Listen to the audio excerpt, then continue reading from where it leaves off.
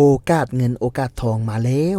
ตึกตัวนี้ต้องการปล่อยในราคาฮ้อนเงินหรือราคาลุบถึนนี่แม่ตลาดดงจองหรือตลาดแสงสว่างอันนี้มันตึกเลยเด้อส่วนสิ่งสำคัญที่สุดของตึกตัวนี้เป็นที่ตั้งเด้อที่ตั้งเป็นที่ตั้งทำเลทองก็คือค้าขายได้เด้ออันนี้จะเป็นหน้าตาทางลุ่มเลยเนาะสั้นตัวนี้เป็นสั้นค้าขายบ่ว่าจะค้าขายโทรศัพท์หรือเปิดร้านอาหารหรือธุรกิจอื่นๆมาเข้าประเด็นเลยซะ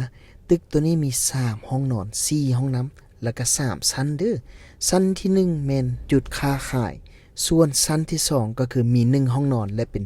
บ่อนเก็บเครื่องและชั้นที่3มี2ห้องนอนและก็2ห้องน้ำเป็นมาสเตอร์เบดรูมเว้าง่ายๆก็คือ3ห้องนอนมีห้องน้ำในตัว